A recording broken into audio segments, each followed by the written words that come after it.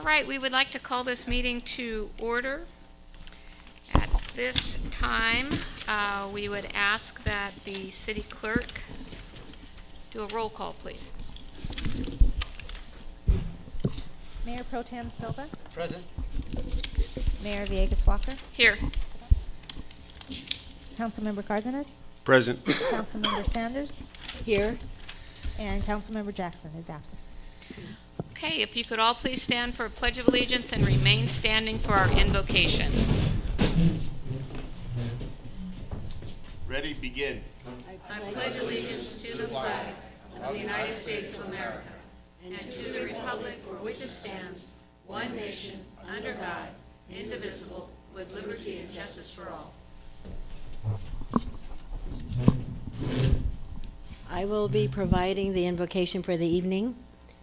Our Heavenly Father, we come in the most humble way we know how. We come with humble submission to your divine intervention and guidance. Lord, we're asking special blessings upon this council and all who are in attendance. Lord, we just thank you for the privilege of serving in this community. We thank you for those who are in attendance. We would be remiss, dear Jesus, if we did not acknowledge those who are less fortunate than we. For those who are hungry, please provide food. For those who are homeless, provide shelter. For those who are grieving, we ask that you would send the Comforter. Then, Lord, we ask for a special intervention on all of our deliberations, and that those deliberations be done in a manner that would be pleasing to you as we serve the citizens of this community. This is our prayer in your name. Amen. Amen. Thank you. The City Council did meet in closed session today at 11:30. At this time, we'd ask for a report out on closed session activities by our City Attorney, Ms. Becker. Thank you, Madam Mayor. On a motion by Councilmember Sanders, second by Councilmember Cardenas, the City Council met in closed session at 11:31 a.m. All council members were present except Councilmember Jackson. Reports were given to Council on the two anticipated litigation items listed on the agenda as significant exposure to litigation against the City for information only with no action to report. A report was given to the Council on the anticipated litigation item listed on the agenda as City to initiate litigation, and direction was given to staff. There were two items added to the closed session agenda as the need to take action arose after the agenda had been posted and could not reasonably wait for the next regularly scheduled meeting. Moved by Councilmember Cardenas, seconded by Councilmember Sanders to add a pending litigation item to the closed session agenda. Motion carried 4-0 with Councilmember Jackson absent. With regard to the case of City of El Centro versus Coec, Imperial County Superior Court case number ECU 07564, direction was given to staff with no final action to report. Moved by Councilmember Cardenas, second by Councilmember Sanders to add an anticipated litigation item under the City to initiate litigation to the closed session agenda. Motion carried 4-0 with Councilmember Jackson absent. A report was given to the Council and direction was given to staff, and closed session concluded at 12:52 p.m. and that concludes my report, Madam Mayor. Thank you, Ms. Becker. We'll move forward with presentations and announcements by the mayor, and if I could at this time ask our AmeriCorps volunteers to please come forward.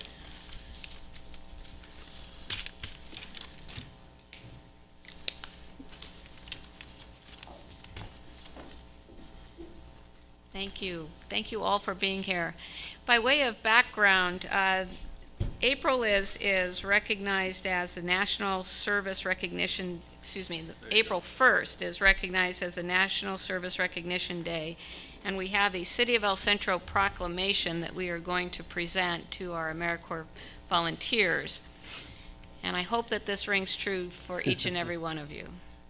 Whereas service to others is a hallmark of the American character, and the nation's mayors are increasingly turning to national service and volunteerism as a cost-effective strategy to meet city needs.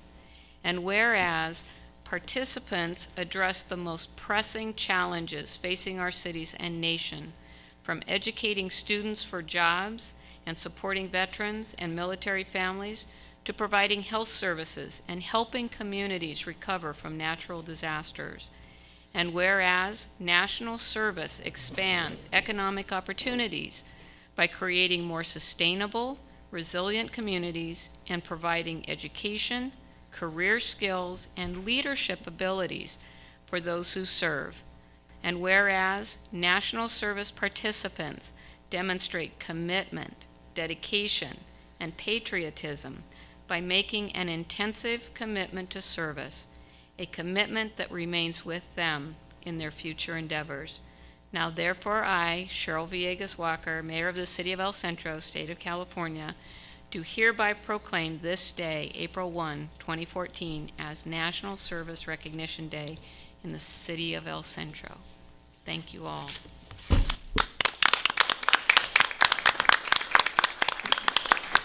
Now what we would like is for our representative from ICOE to come up and introduce yourself, please, and this wonderful group of young people that we have.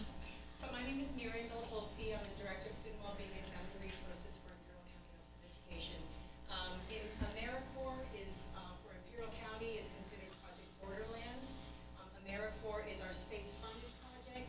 It comes from a much larger project from the Corporation of National Community Service. So it's federally funded and state-funded. We are part of 50 different projects, maybe 48 in the state of California, and of course nationally. We've been providing national service and membership for AmeriCorps for about 20 years. These folks are with us for 1 year of service. They can be with us for as long as 2 years of service. How many of you are second-year members? Raise your hand. And the rest are first-year members. So they'll all be back next year? Yeah. Yay! They do a wonderful job serving our neediest students in Imperial County schools. So the work that they do is very, very diligent and very focused, specifically helping in the area of English language arts. So I want to thank you so much for giving us this opportunity to be here today. It's a ceremony on April 1st that is being celebrated nationwide. So thank you for your support. Absolutely. Really Thank you. And this is for Thank you. so much. Would any of the students like to talk about their experience and what it has meant to them? Okay, everybody, you know what? Everybody quickly take a step back, and whoever remains standing forward. There we go. Yeah, Okay. This is our team leader, so we expect a lot of her. So why don't you give them a few? Okay, my name is Natalie Contreras. I've been in the program for 3 years. I started off right after high school, 2011, working as a junior high tutor. My second year, I reapplied for a team lead position, and I got it. And it's two completely different experiences from working with junior high to working with adults and other members my age or even older. And I was able to learn stuff that honestly in my classes I wouldn't understand until now. Being exposed to how each member has their own way of teaching about school work, about children work, has taught me a lot as to see how I can reach out to other people. And with that, I always help out our members when we see them. We ask them any questions regarding their kids if they need help. And as a team lead, I'm responsible for aiding them in any kind of situation that I need. And as Miriam mentioned, and our recognition, we help our community. We see our elderly at least on the weekends. We don't have a schedule, but we spend time with them. We help them work, read to them, we play bingo with them, karaoke, and we also do other activities like cancer drive for the needy families and blanket foot drive. And this week, April 5th, we're going to participate in the Arts Cultural Festival in Mexico. And with that, we want to see how many kids are going to be able to see us and we can show them different activities they can do related to arts. And that's about it. Great. So this is on top of their everyday school science. And so they do a lot of outreach and community service aside from what they do on a daily basis in their schools. We have a group of 39. This is just a small cluster of them. Our total group this year is 39 members. We have had as high as 140 members. It depends on funding. And so this year we're privileged to have 39 of them. And we pick the top of the top. We interview over 200 to select our best of the best. Wow, fantastic. So we're really, really proud of these guys. I'm going to ask if our council members have any questions or comments. Ms. Sanders? No questions, Madam Mayor, but certainly comments. There's this slogan that cream also rises to the top. So I echo your sentiments about them being cream of the crop, if you will. It's pleasing to see that they not only do peer counseling and assisting those, but they also help seniors. That to me is, they do a generational effort, and that is a testament to your leadership, certainly to this young lady who spoke so eloquently about her experiences for the past 3 years. So I want to commend all of you for your efforts and energy, and you are the future. And actually, you are the present as well as the future. God bless you all. Thank you. Great. Mr. You know, Gray. I just wanted to share some comments as well, and just thank you guys. I especially want to thank you with the work that you do at Imagine School. I was able to be there during a presentation, and there was at least maybe 7 AmeriCorps workers there, and I know you were instrumental in helping them become win their national recognition for the color guard. So I do want to thank you, especially the work that you do in the areas of tutoring. That is such an important role, and I'm just grateful. I also want to thank Miss Mallory for continuing with this program, and I'm a big fan of AmeriCorps, and thank you for all your service. Thank you. Okay, good. And I also been aware of AmeriCorps for a long time, and I know what an awesome organization it is, and what awesome members they have over the years, and what you have done for the community, and what the community has done for you. Because as Ms. Sanders said, you know, some of us here are beginning to think about retirement and moving on to the next phase of our life, but we also think about who's going to take over our seats here and other elected offices and attorneys. So I know that in front of me I have, you know, future lawyers, future teachers, future deans, future council members, future mayors, future whatever you guys want to be. And I know that that's what I'm going to see in the next few years. So congratulations to all of you. Keep it up. And thank you for what you do. It's really an invaluable service in which we benefited personally at IBC, because an AmeriCorps group helped me with a youth camp 2 years ago. And I tell you what, I could not have done it without the help of the AmeriCorps volunteers. I just could not. And so we're doing it again this year, so maybe some of you guys will be at IBC this summer with that youth camp. Thank you. I wanted to thank each and every one of you for taking the time to be here to allow us to recognize you on this day. And I hope that you'll take at least a couple of minutes to reflect on how valuable a service it is that you provide to those that are in need. And I think that it's always so important for us to lend a hand for those that really need our help, because I think that it helps them, but maybe even more importantly, it helps us to understand the many blessings that we have, and really allows us to live that life of gratitude that is so fulfilling. So again, I thank each and every one of you for being here. You're already superstars. You're well on your way to great, great things in this life. And I want to thank you for your leadership with this group and your commitment. Absolutely. All right. Well, thank you all. Thank you, guys. Thank you. Thank you.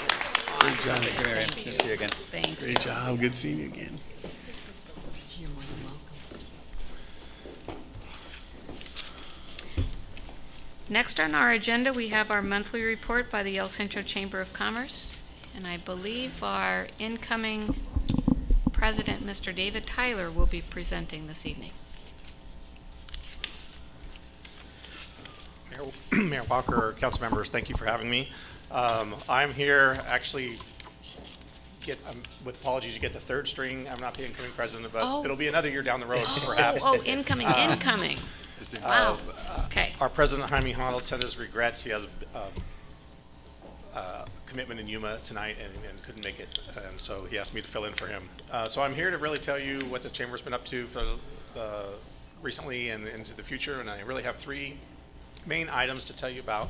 Are the one I'm really proud of, that I participated in the most, is we had our Young Entrepreneurs Academy come to a close middle of last month, and that's a program that was started in the University of Rochester about a half a dozen years ago, where junior high and high school students actually go to a business school that was set up by the Chamber of Commerce. We had a number of volunteers, some council members, I believe, were helped teach the class, so they teach the kids about the fundamentals of business.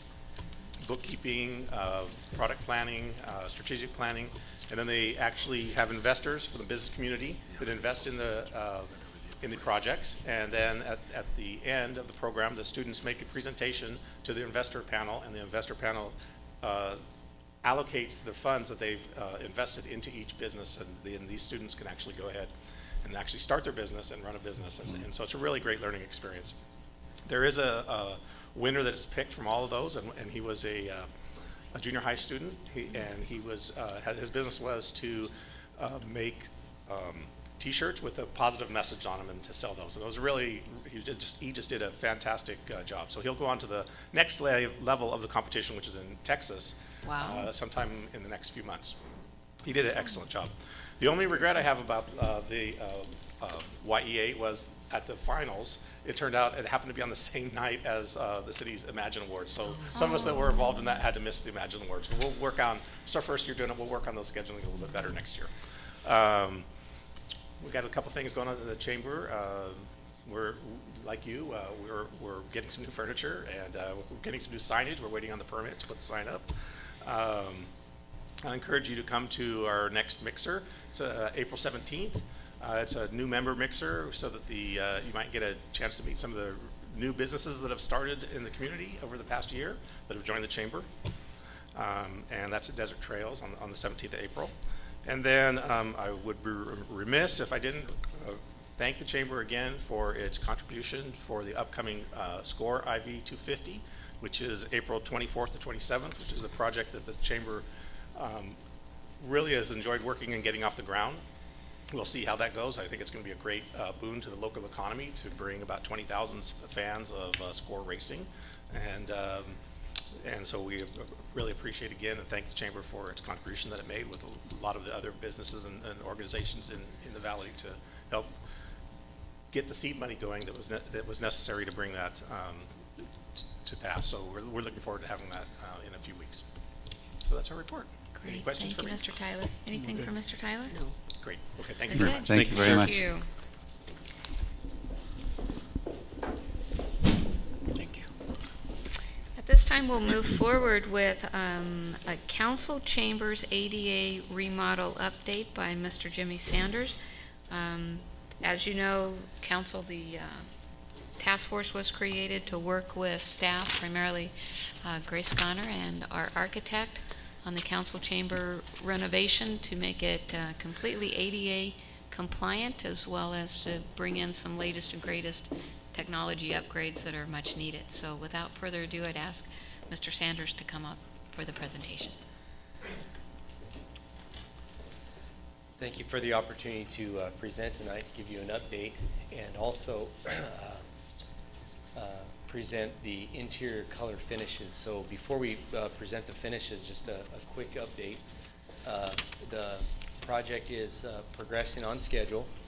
The sloped concrete floor has been leveled, so that's when you walk in now, the floor is all at one level, and so all the concrete has been poured, and they're currently in the process of framing the interior walls and ceilings. So if you walk in there now, you'll see the interior metal studs, and to follow that would be all of the rough-in electrical and a mechanical, and then shortly after that the drywall. So it's really starting to take shape, and it's exciting to go in and see the new chamber. This is our color presentation board. I want to say it's been a pleasure to work with the committee to select these colors. So just a quick review of the colors here, or materials. This is our finish seating material, as well as this material here also. So the seating is comprised of a standard acoustic panel, this white acoustic panel, and then we have some 4x4 wood panels as an accent. This fabric here is the color of the new seats, and then this is the accent paint color to go with those seats. These are the three paint colors. This being the field color. Then we have two accent colors. On the back wall, we have some sound absorptive panels and So this is the color, the fabric for those panels, and then this bottom one is the carpet selection. And then here on my left is the wood paneling and the dais panel. Very nice. We'll leave this with you tonight. You can come take a look if you like. Thank you very much. As a member of the task force, I'll just say that staff's contribution, Grace Connor in particular, and working with Mr. Sanders has been an absolute delight in terms of coming up with the concept, the design, and now the interior color scheme. It's been really exciting. Now, I did note that you said that we are on schedule and we are on budget. Correct. We've had two small change orders for some unforeseen items that we've taken care of. Okay. And I think we presented those to council previously. Okay. Do we have any questions or comments? We'll start on this side this time. And I know that you've said this before, Jimmy, but can you refresh my memory, the expected occupancy day for? I believe that's December? Yeah. About 50-something, how many people? Oh, No, date. When do we expect to move in? Occupancy date. So- Yeah, okay. July. Yes. Right. It's coming up. And then, Mr. Sanders, any other maybe foreseen challenges or anything that you may think may not allow us to hit that date? You know, at this time, I'm not aware of anything, and based on the status of construction, I think that we've found any unforeseen items. Like just last week, we were supposed to tie into a plumbing line, and we found that plumbing line was in disrepair and needed to be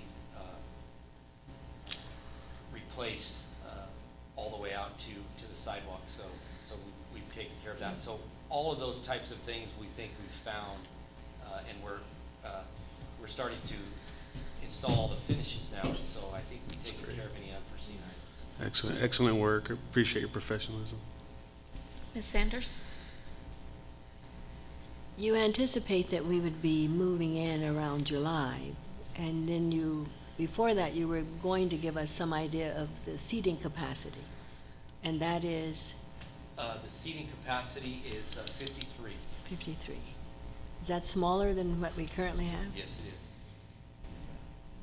But so we can now all enjoy standing room only when we have over 53. That makes the council feel good to know that many people came out. Okay. Yeah, the intent of the design is that we designed it for a typical council meeting, which that's going to support a typical council meeting. And then we also have exterior speakers outside in the courtyard area. Okay. So that way, if you have somebody waiting for a presentation and it's crowded inside the chambers, they can wait outside and then come in for their presentation, and they'll be able to hear where you're at on the agenda. Explain the picture on the screen for me. Well, can it be explained? yes. The projection on the screen, it's a little darker than we'd want it to with using this projector. But so the light paneling, or let's start out at the city logo there. On both sides of the city logo there, that's wood paneling, and that would be this color here. Okay. And then moving to each side of the logo there, that's also wood paneling, and that would be this color here. Then up on the seating, you'll see that there's the white color, which is these acoustic panels. And then the wood paneling as an accent is this color. This is the center ones. And in this photo here with the projector tonight, we're not able to see the fabric, and then or the dais. It looks dark, but this is the color of the dais. That's great. Thank you, Madam Mayor. Thank you. Ms. Connor, did you have anything to add? Yes, I'd like to add that. Why don't you the give me the seating- microphone? Yes. the seating capacity was reduced, but that was because we added an aisle in the middle, aisles on each side. If there were overflow, we will also have room to put some folding chairs In the center aisle? on the side, so we can leave one open for ADA, but we could put some folding chairs on the side and in the back. Okay. And in between the seats, it's designed so that there's easy access to come in and out of the meeting. So you're not going to be having to step over somebody to get down the aisle. In your previous council, Right. The chambers, it was very tight to get in now. That's why everybody wanted to sit on the aisles. Well, you'll easily be able to sit in the center without having to step over someone to get in and out. Great.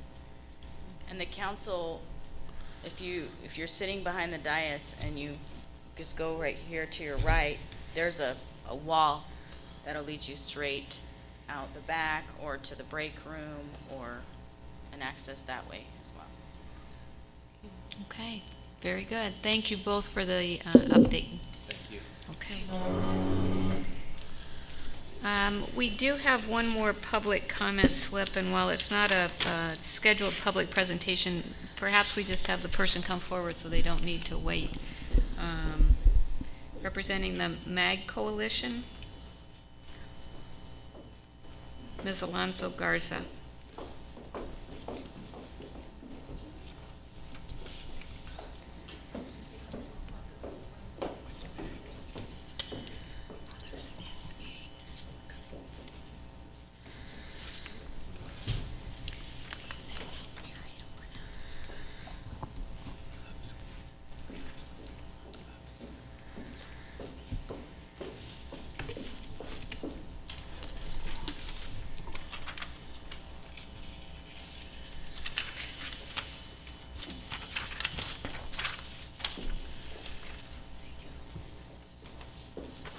Hello, my name is Yulil Alonso Garza, and I am the mother of Martin Alberto Garza. He's a young man that was murdered here in your city. And I wanted to invite the City Council as well as the members that are here at the City Council meeting to our Victims' Rights Week fundraiser and recognition dance. A year ago, that first sentence was never part of my life.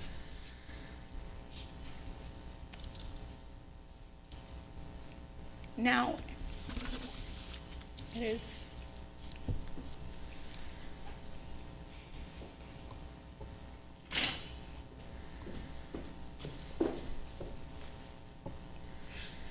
embedded in every conversation that I have. It's hard for me to speak here. I've avoided it for a year and a few months because it's hard for me to come to El Centro. But it hasn't stopped me from making a difference in your city. We started Mothers and Men Against Gangs because we wanted to take a proactive approach to what happened to my son instead of taking a reactive approach and coming and putting blame where blame is nowhere to be found. My faith is keeping us lifted and believing that what happened was part of God's plan. But that doesn't mean that something could not have been done to prevent it. There were many other kids that were dying in the city because of the gang affiliations, because of the gang violence and other violence. And some continue to have problems here. But I don't want to give up on them. I don't want to give up on our neighborhoods. I want to keep fighting to make sure that we turn at least one life around. And so through MAG Coalition, we continue our efforts every day, because not just once a year, do gang members act and recruit. They do it 24/7, 365 days out of the year. And so my coalition is doing the best that we can, having at least 1 or 2 events during the year and helping high school students and their families come together and reunite. And what we're hoping is that through our pain, we're able to heal other lives and we're able to guide families away from violence. So I'm here to ask that you guys consider supporting our event and our future events. I hadn't had the courage to come and ask you before. I was hoping that you guys would kind of just show up.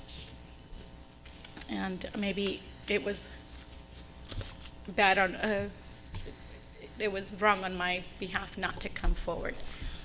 But being that next week, we're going to celebrate our 2nd week as victims, we wanted to make it poignant.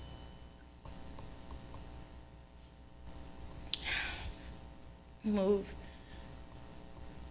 and recognize everyone who has been part of our life for the last year and made it possible.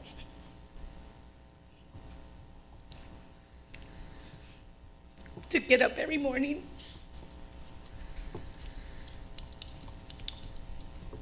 and to go through the day missing him. Some of you have heard me speak, and I don't break down like this, but I'm sorry. This is a difficult place for me to speak out.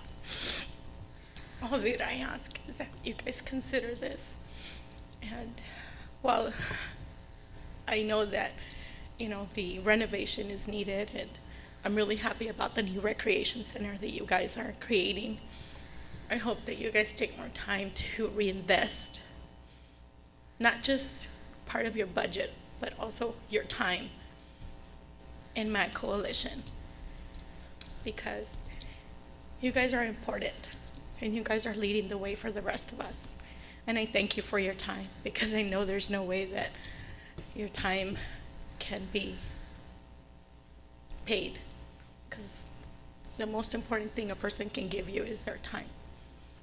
So I will like to ask the council to consider us to do a presentation so you can get to know what MAG Coalition is about and get to know some of our students that we work with and the parents and the families that we have began to work with around the county, not just in Brawley, but around the county. So with that being said, I just want to say thank you for this time. Thank you. Mr. Cardenas, any comments? Mrs. Garza is a very passionate person, especially when it comes to bringing awareness when it comes to crimes and violence, and I do want to thank her. It takes a lot of courage for her to come up here and share her grief, but she does inspire me, and I'm very grateful that you are here today. MAG Coalition does have has a partnership with CASA, Court Appointed Special Advocates, and one of the things that we do is that every child that comes into the foster care system receives a MAG Coalition stuffed animal. So there's exciting things that's going on with MAG Coalition. Again, your work ethic and your courage when it comes to these types of opportunities is incredible. So I do want to welcome you to our council meeting and also thank you for speaking up. But she is a person of great character, and again, we're just very, very grateful for all the work that you do. Thank you. Thank you. Ms. Sanders.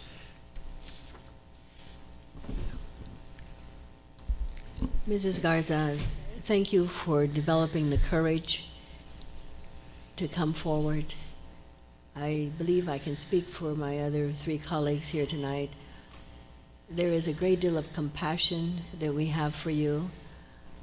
We empathize with you in your loss. We applaud you for turning the loss and the grief into something very positive. So I wondered if you had talked and thought about getting involved with victim's witness and the probation department, all of whom are trying their best to bring together something that can have a positive impact on young people and steer them away from their particular pathway. It's more than just mischief makers. The acts that they commit can be violent and actually can cause lives, as in your case. So if you haven't considered those other two programs, I would suggest you do that. And I'm looking at my calendar now and thinking whether or not I can come to Brawley and at least be there to and show of support for you.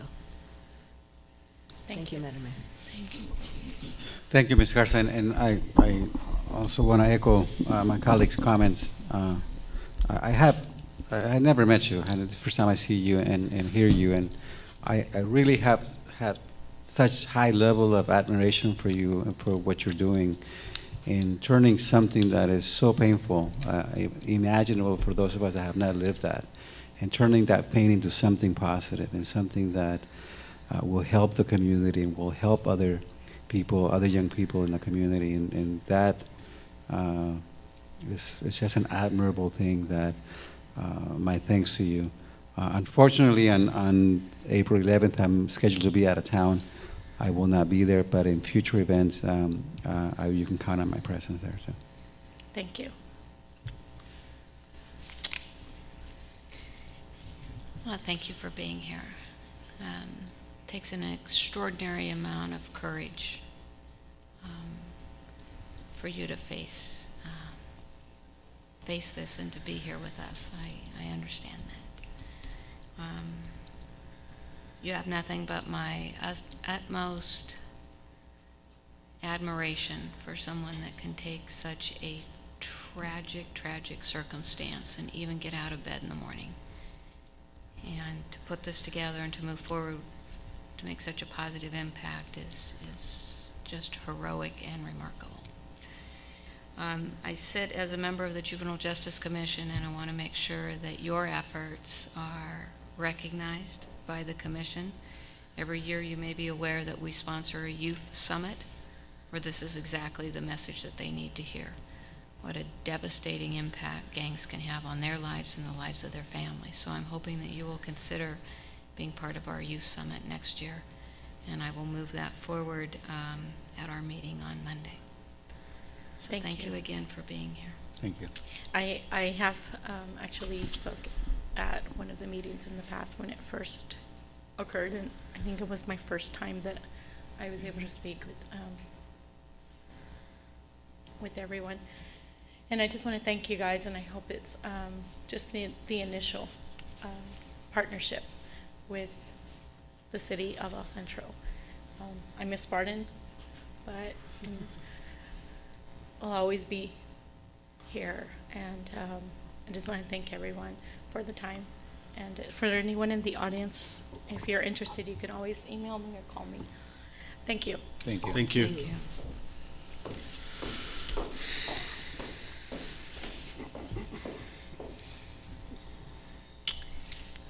At this time, we're going to move forward with our consent agenda. Any items to be pulled? If not, we'd look for a motion to approve items 4 through 6. So moved. Second. I have a motion by Silva, second by Sanders. All in favor? Aye. Opposed? We have one absent. Moving forward with new business, agenda item number 7, discussion and necessary action regarding the appointment of a council member to the Friends of Community Services Foundation Board for a 1-year term. Good evening, Honorable Mayor and Council. Sorry, I'm losing my voice.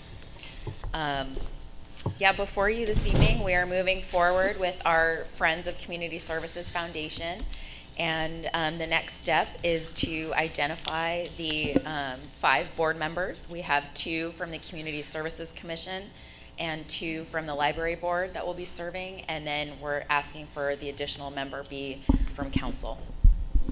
Madam Mayor, it would be an honor to represent the city on this foundation board, and I would appreciate the appointment of that.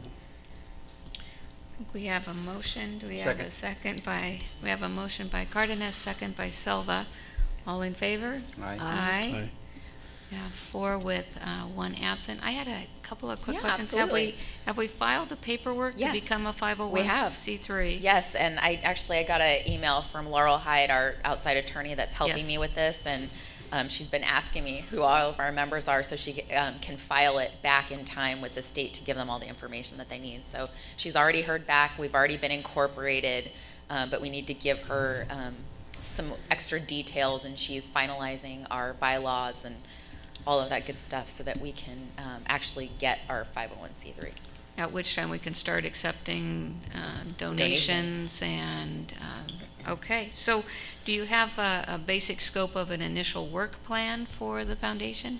I'm working on that right now. Perfect. So if we could get maybe an update in Absolutely. 2-3 months, that would be fantastic. Perfect. Okay. Okay, thank Great. you. Thank you, and thank you for volunteering. Thank Thank you, I you. appreciate it. All right, let's move on then to item number 8. We have discussion and necessary action regarding an amendment to our transient occupancy tax ordinance. Ms. Salcido.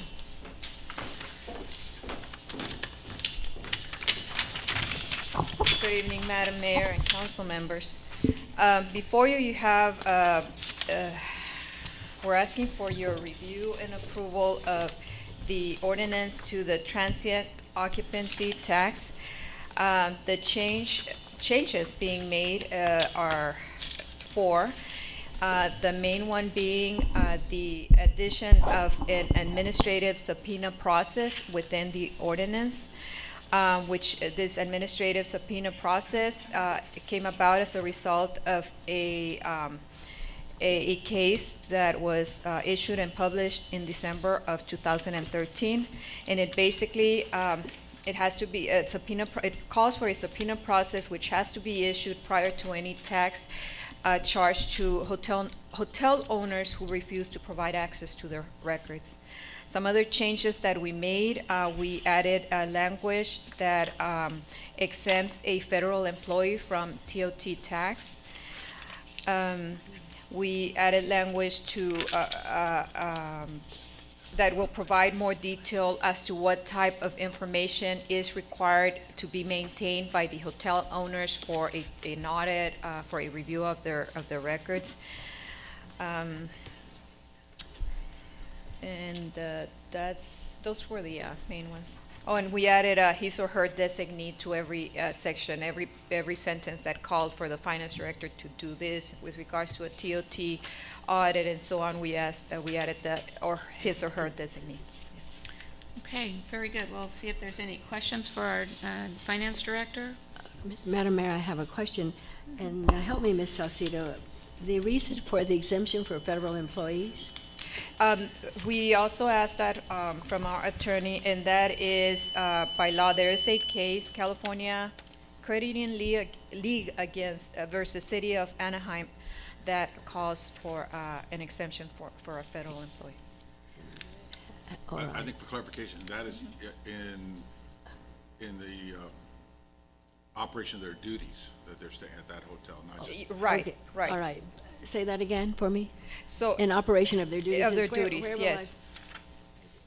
I see some things highlighted here. Just but because you're a of- federal employee doesn't mean you get to be exempt from TOT if you're on vacation. You Well, actually have to be in all the right, course and scope thank of your you, duties to thank get you. the exemption. All right, because thank you. I needed that distinction and that line of clarification.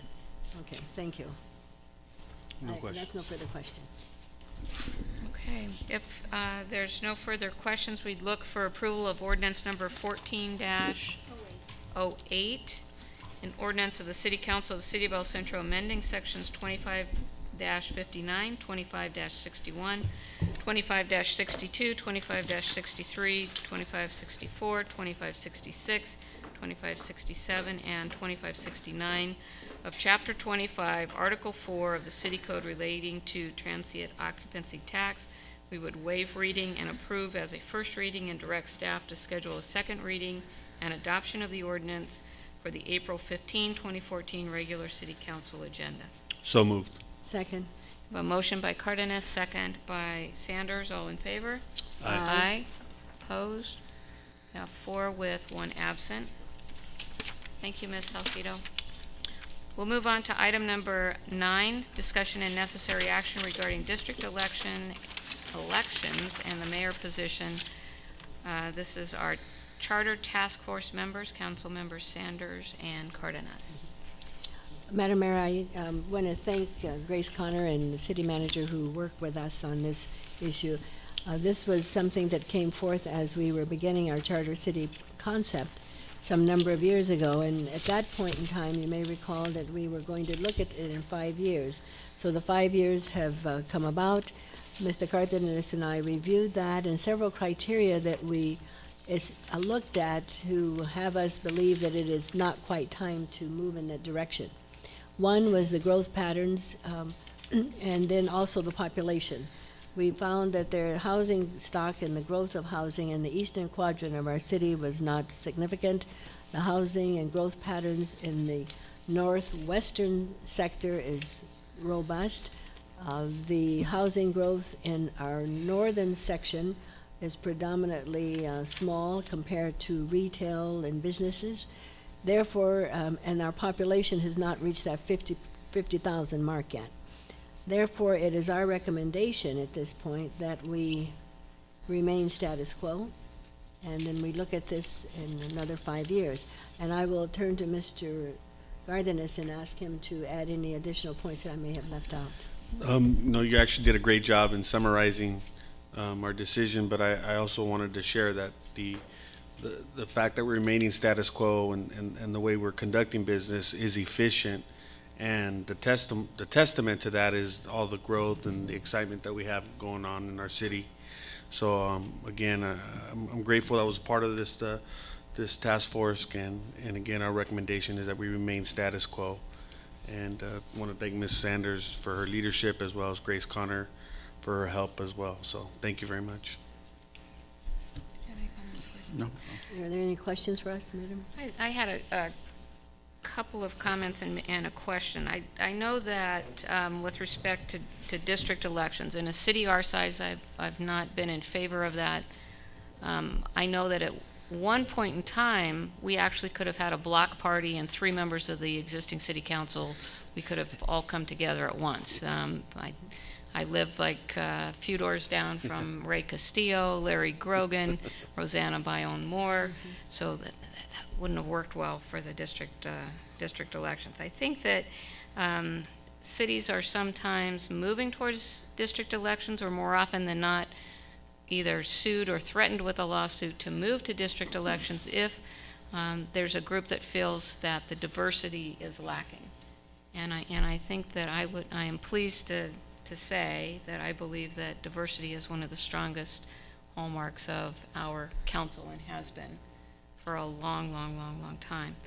I do believe there was one other item that we had talked about before as a charter city, and that is whether or not we should move our election cycle to even-numbered years to potentially increase the number of voters that would participate in the election process. Having an election in an off-cycle year and the odd-number years, we don't necessarily get the turnout, the voter turnout that we would otherwise get, especially if it was linked with a presidential election or otherwise. So I'm wondering if the task force would mind taking a look at that one additional issue and then report back at some future meeting. If Certainly, I don't think Mr. Cardenas and I would object to that. We would also be looking at the cost for consolidated elections and what that may mean for our share of the cost. And then as well as, and I do know of one situation with a city in the Skag region that is exploring that, and what does that do to the council terms? Yes. In terms of extending or shortening. So that would all be part of the dynamics of the evaluation. The cost, the council terms, and then how that would, I can tell you that, Madam Mayor, when I came on, and I'm going to date myself, and there's some in the audience that may remember this, but there was a different set of criteria for the election, and it was an off-year election. I think that we will also engage the services of Ms. Caldwell, who might be able to go back and help us historically as to how those elections process came about. Some of us had a shorter term, And therein lies the reason that the mayorship got all tangled up in that. So I think if we're going to look at this, there's several different points that need to be considered. One is, what will it do with the current council terms? Number two, the cost of consolidated elections. And then number three, is it advantageous to move in that direction, or would that also be something we want to remain status quo on? Well, I think that when we looked at the issue several years ago, it was pointed out that one of the benefits of having an odd number election is that you don't get lost in the crowd. I mean, because if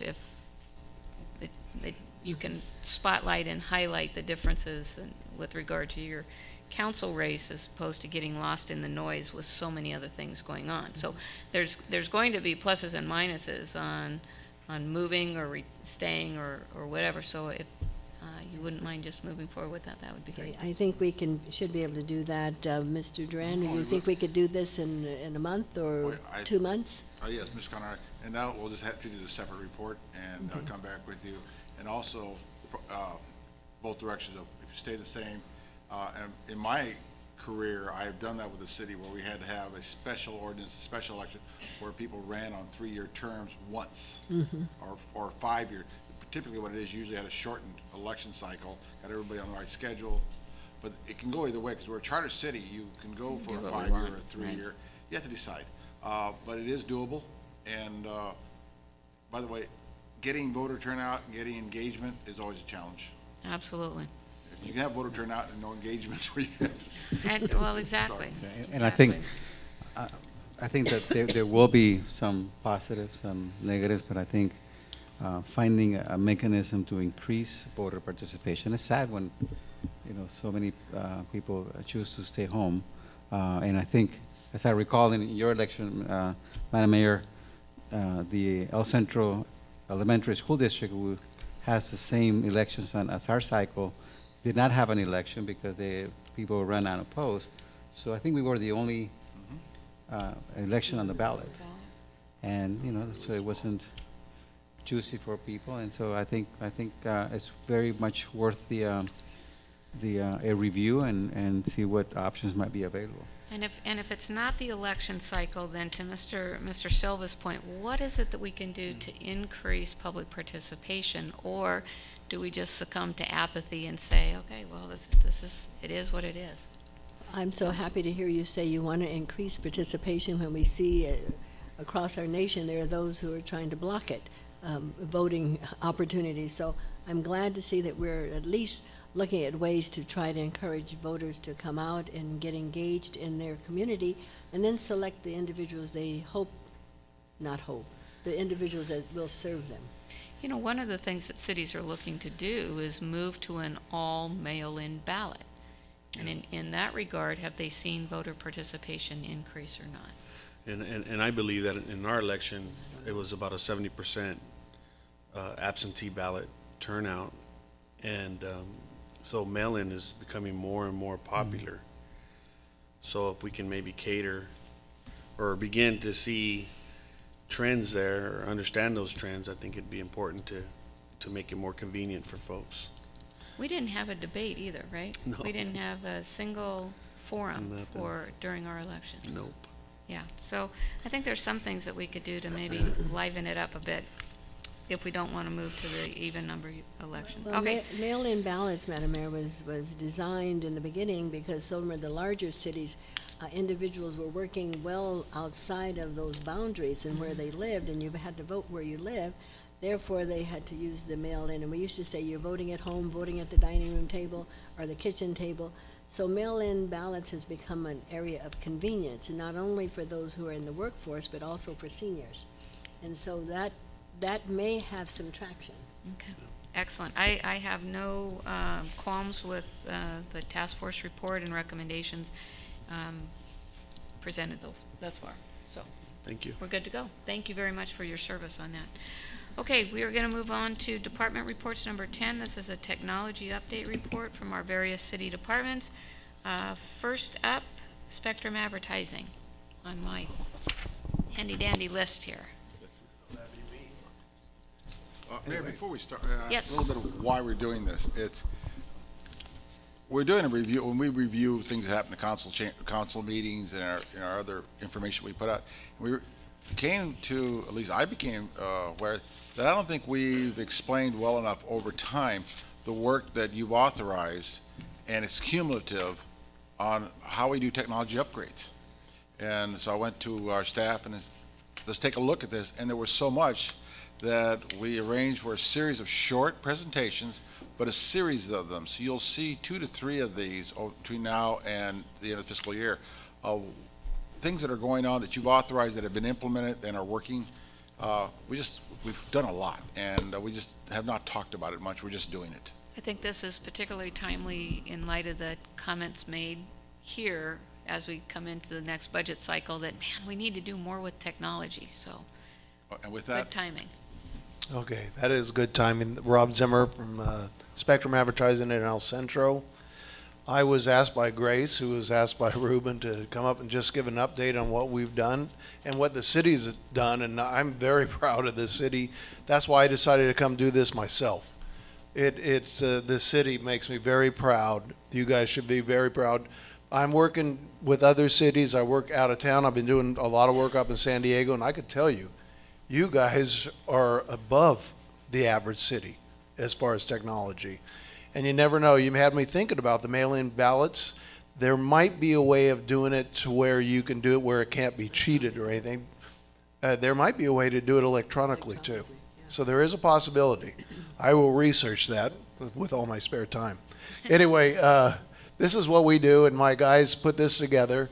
In fact, they're probably watching me on the camera too. I'm happy to say too, I'm glad to see that my guy was running your audio system. Sorry for the backup or the sound effect, but I'm happy because I tell all my workers, you help anywhere you can. Don't just do what you're doing there. Anyway, this is the city of El Centro.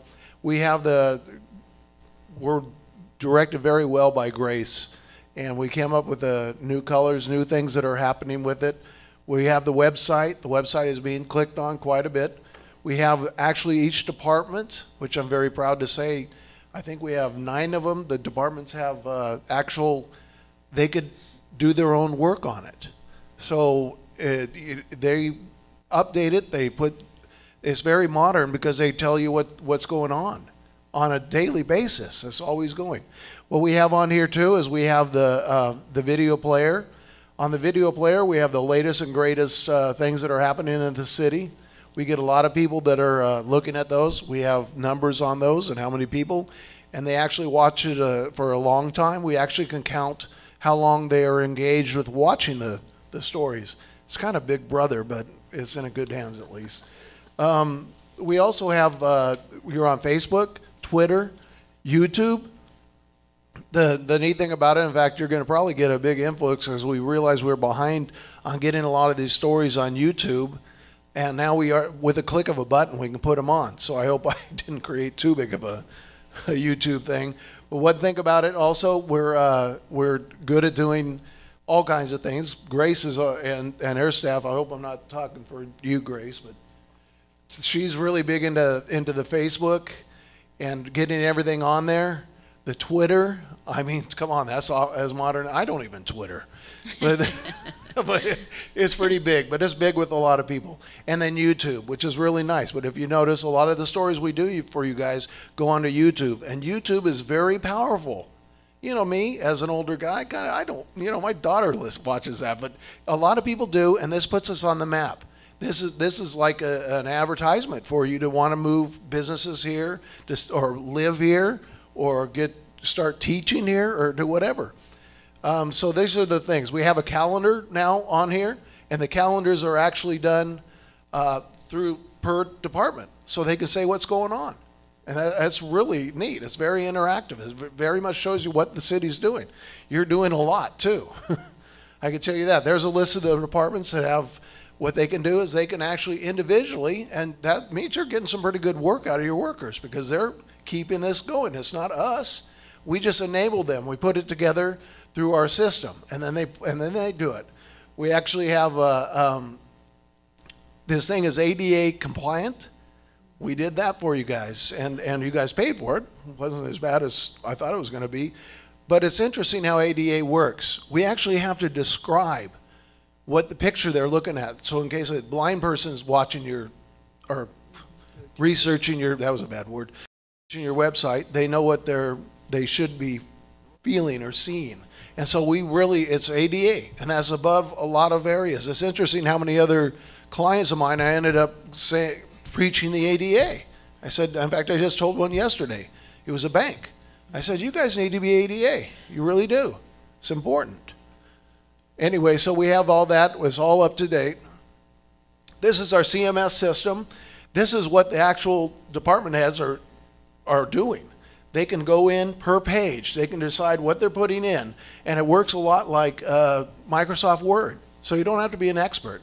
We have Cardenas who's teaches people. One thing about being in business for so long, if you notice, we celebrate 25 years, we're always there. We're always there for you. If you guys have a department head or somebody that wants a little lesson or help with it, we actually sometimes even send people out. And I guess that's why I'm not a millionaire. So we also have Community Spectrum, and thanks to you guys, I'm keeping this going, and it's working out very well.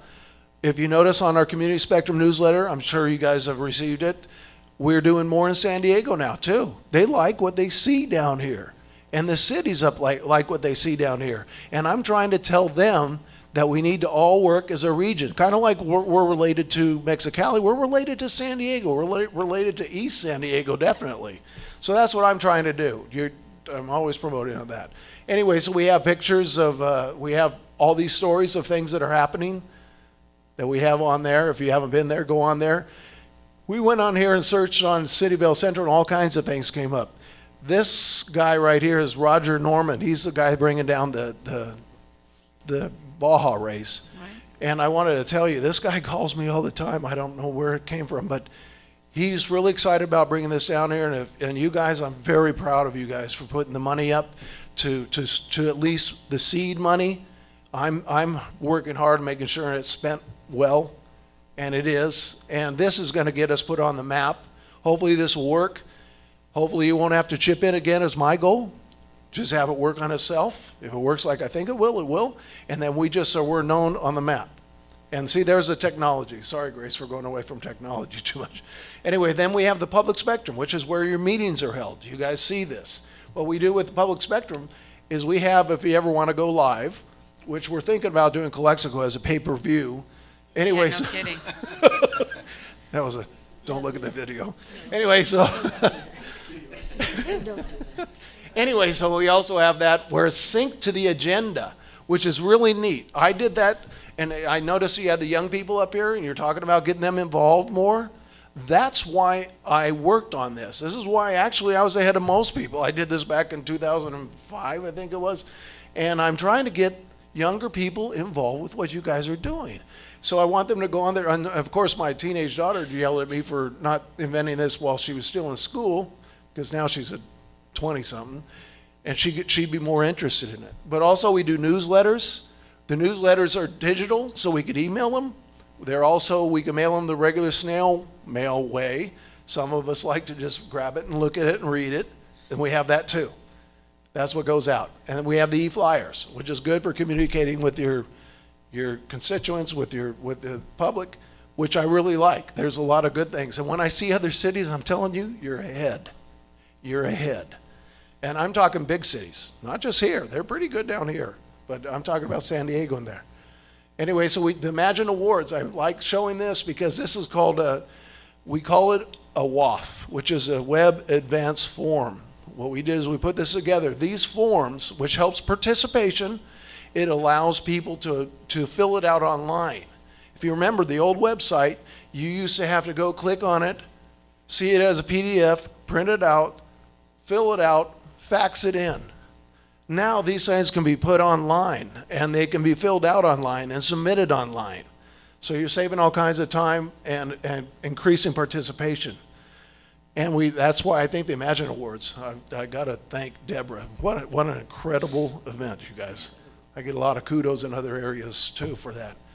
I don't know if I talked too much or if I answered it. Any questions? Madam Mayor, I just had a comment, if that's okay. Don't put that camera on me. Anyway. You know, I think what you guys have done with that Score 250 race in terms of, advertising it has been incredible. But the other component too is the public safety message that you're sending in those videos. Good point. And that is huge. And people are able to click on the YouTube video and get an idea of where they can watch the race and some tips on public safety. So that is an incredible strategy. And I want to thank you guys for putting that together. Awesome work. Thanks for noticing that. That's when we just wrote another release, and actually Score liked it so much they want to disseminate it everywhere. And we have a quote in it from Ruben. We have a quote, we like pushing the city because it's the city and the chamber we want to push. And we want this thing to sustain itself for next year. I used to race in these races. I know it's a lot of money. I know it can bring in a lot of money for us. I think it puts us on the map. And the safety is the key, because that's why there hasn't been races in California, because of the safety and all those people getting killed by not being safe up north. Now we're working on it, and we're doing more videos on that. And I'm working with them because I know race courses. I know how people can get in trouble. And I know because I race in Mexicali or Mexico, you can get in a lot of trouble down there. We used to slow down when we saw crowds because that means there's a trap. Anyway, any other questions? That's good of you to think about the safety thing. That's important. And Rob didn't mention this, but Spectrum also does a really fine job when it comes to advertising material in Spanish. I know that when we do our Mexican Independence Day celebration, you guys produce excellent Thank you for seeing commercials and flyers and all the events in which we try to reach our Spanish-speaking community. And we're it's also very well done. Into that. We're big into that. We love doing what we call culturally correct Spanish, and we know that that's the big part of our population. We depend a lot on Mexicali, and the public participation, especially in Spanish and English, is very important. It's super important to me personally. Any other questions? Thank you for your efforts, Rob. Okay. I'm sorry. Thanks for listening. I wanted to be more formal, but you... No, don't be formal. But Rob is okay, all right? 25 years and growing. Mm-hmm. Congratulations on your tenure. Yeah, Thank you for being a part of the city and helping us disseminate the information to all sectors of our population. This city actually motivates me a lot to keep going with what I'm doing. I was going to retire by the time I'm 55. I decided I'm not going to retire ever. Good. And I want to work with cities. I want to do this. Good. That's why I've been visiting up in San Diego. Yeah. And I want to encourage the region, which I think is important. I think we cannot overemphasize. We can't overemphasize the importance of our website. I mean, this is like our front door. It is. And it's important for us to keep it updated and crisp and clean and easy to maneuver. There's so many times that you'll go onto a city's website, can't find a gosh darn thing to save your life. They have old events posted. You can't get to the departments you want. A horrible search function. And ours is just really head and shoulders above all of that. And pat the back of your department heads. Yeah. They work hard on it. Yeah. They do a lot. I don't have to do. I'm kind of like oversee it, but they're the ones really putting the content in. And I'm very proud of them. It is really, really, really important. And I think we don't recognize so many folks from out of town that look at that and say, okay, they've got it going on.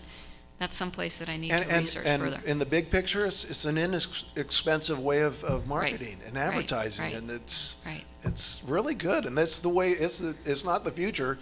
It's now. Yeah, and it really is one of the greatest tools when I get somebody call me from an out of town newspaper. And then just start wanting to, nitpick about all the things that are wrong down here. I say, have you checked out our website? Go look at it. Let's talk about, the 400 things that are going right, and then you call me back. Right, and pat yourself on the back. I'm teaching a lot here's SCORE, which is worldwide. And that's why that guy, Roger Norman's calling me all the time. He's very impressed with the city's website and the chamber's website, things that are going on. And so I'm helping him with the PR part of it, but I'm asking him to help us because I'm trying to get that next race, if this works, down here too. Outstanding. Thank you very without much. paying for it. Yeah, there we go. Thank you. Thank you, Rob. Next up will be the city attorney's office, followed by city clerk.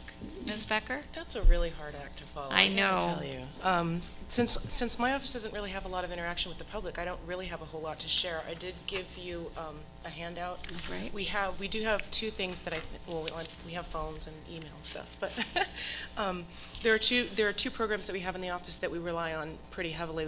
The first one is our city law program, which is basically helping us move to being a paperless office. We can open any kind of file, track it, maintain it, scan everything into it, and then we don't have to have paper files. And so our city law system is something that I just love it. It was in the office before I got there, and I fell in love with it as soon as I learned everything that it could do.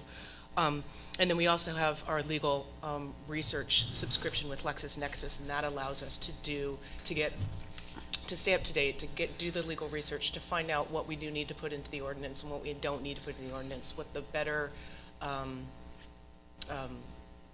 hold harmless agreement, what are the better terms to put in a hold harmless agreement, what can we not put in there because it's contrary to public policy. So that's really the technology that we have in my office. Okay, thank you.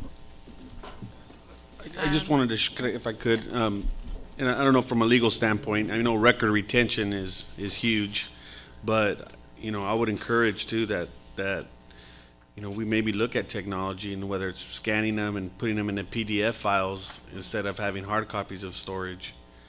It can be very, I know that our office, we recently did that. We have a 20-year record retention policy, and I was just, getting new storage space, and it just wasn't working. I just put everything into PDF now, and now I put our 20 years of records in the back of my wallet.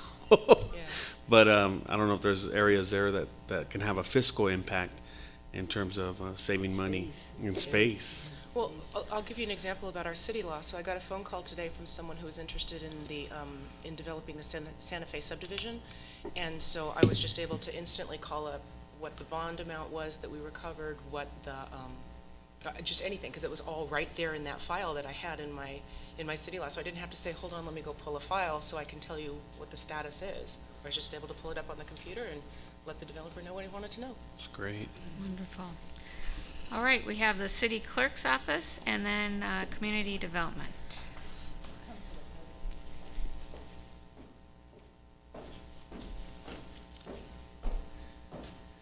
Okay.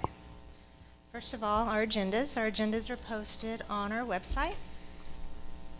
And we currently have 2010 to current on there. And we also post our backup agenda packet as well. So everything that's in your packet, the citizens are allowed to see as well. And they can print it off, any item that they're interested in. Video is also on there, which has already been explained. Now, for records retention or records management, we use Laserfish, which has our council minutes on there. We can search all the way back to 1949. We have hospital minutes on there. They go back to 1955. And our ordinances are 2008 to present. And that is not, it doesn't go back as far as I would like, but we just don't have the time right now. Whenever we have time, we add to it. But we are current on it, so anything that's recent, we do have. And our past agenda packets, they go back to 2008. So anything, again, that you received is there and searchable with one word or multiple words. So if anybody comes to the counter, they want to ask for something, we can look it up fairly quickly and get back to them. And the reason we don't have the minute books, we don't have the minutes from 1908, is because they're not, currently we can't release them. They're either bound by glue or they're sewn into the spine.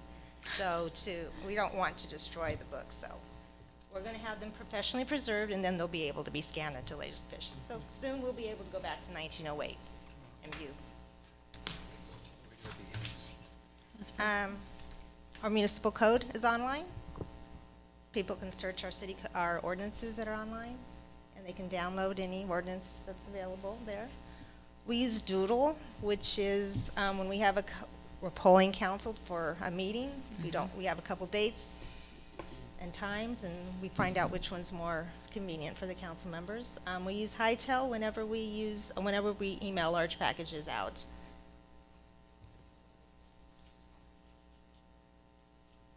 Next thing, our meeting and agenda management. It's a new application. It's called IQM2, which will allow us to become paperless. We'll be able to create our agendas and our agenda packets, and I can create minutes. And starting in July, when you're back into your council chambers, you'll be voting electronically using this system. And once everything has been implemented, citizens will be able to, a search of a word, be able to find whatever they're interested in looking at. And that's what we have. That's outstanding. Outstanding. Thank you, Ms. 21st century is here. Yeah. Okay, community development and then the fire department.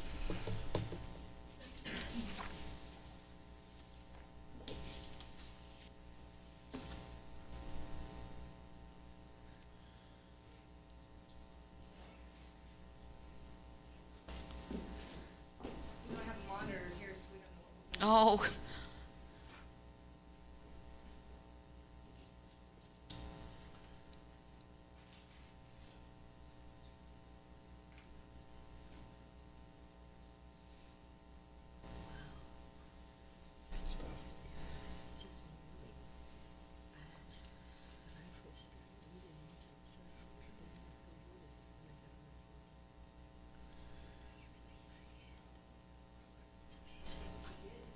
If I can stall for them while they're looking, I want to compliment your staff and everybody here, because I could tell you, I'm very impressed with how many records and how far back they go, because I know some cities that have a get rid of it in a month clause. Yeah. I'm not talking about ones here, but other places, they don't store. And I think that's history. Me personally, I want to see history. So I love what I've seen here. Anyway, sorry. I stalled. Thank you, Rob. Good job. Hello, my name is Patsy Robinson, and I'm here with the Community Development Department to tell you what we're doing with technology. It was hard for me to pick and choose because we have such a great program, and I only have 5 minutes. So let's go ahead and we'll get started. We're using a program called MyGov. The Community Development Department is it's actually 3 divisions. We're building and safety, code enforcement, and also planning and zoning. So we do all those functions. By using MyGov, we're able to unite all 3 departments as one.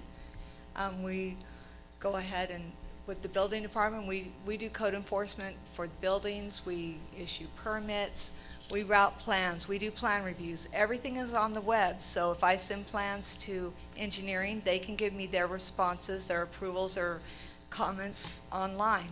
The applicant can see that also. So it's very transparent. Makes it very nice for us to collaborate on big projects, and we do have a few coming up.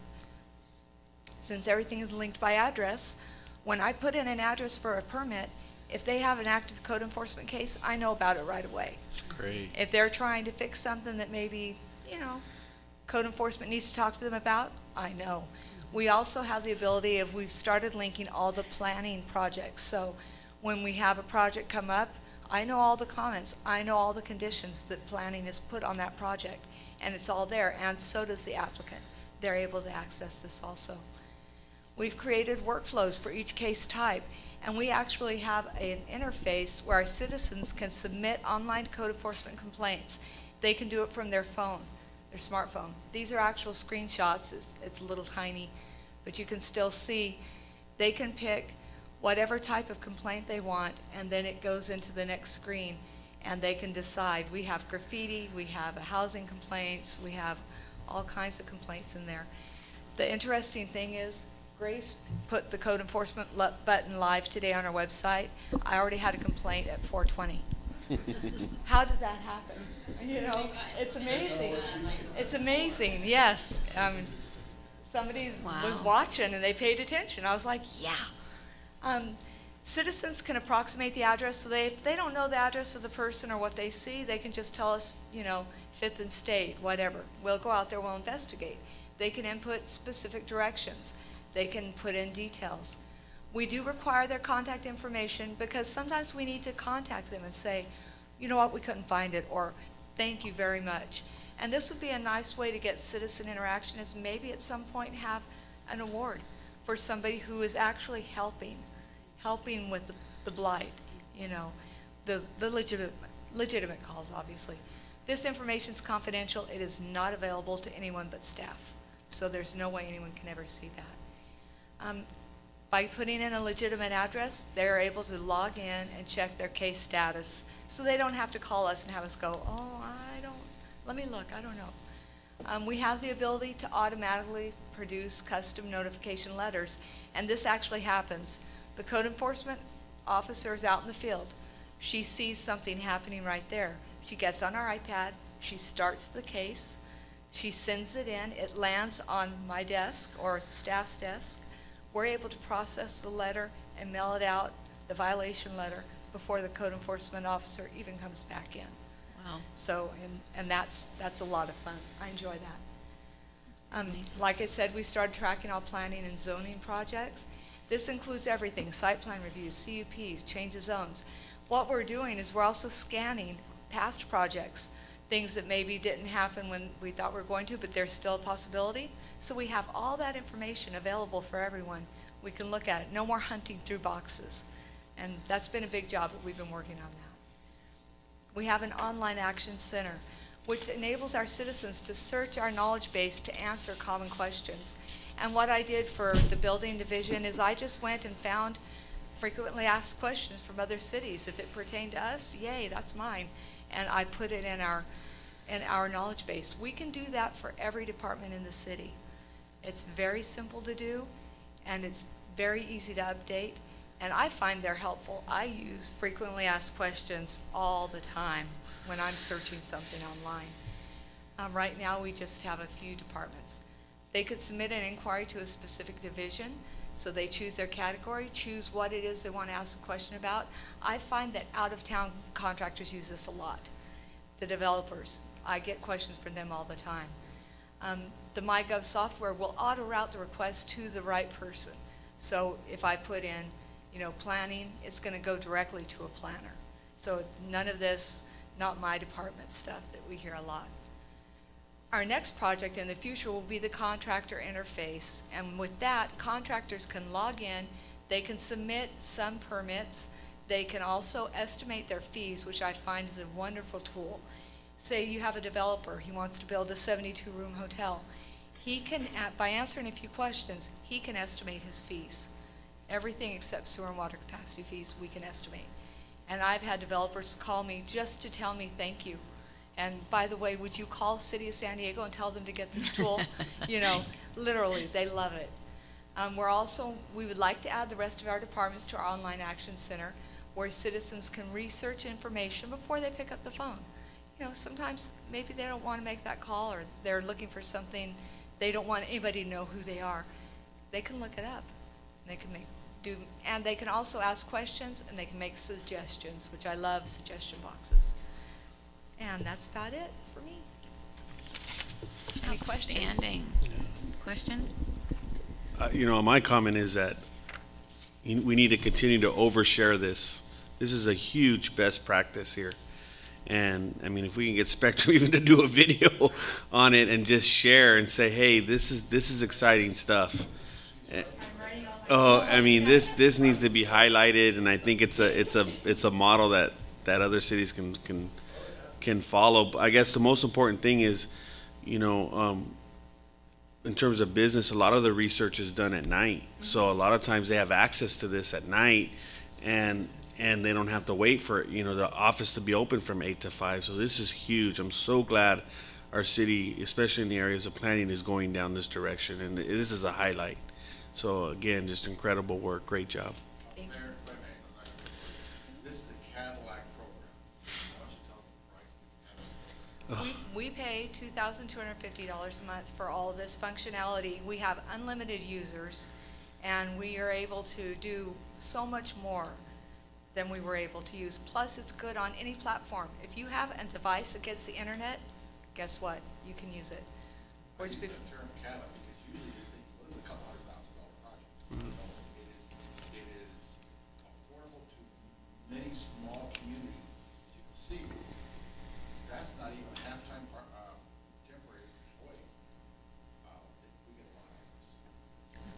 Amazing, remarkable. Thank you very much. Fire department, library, and then police.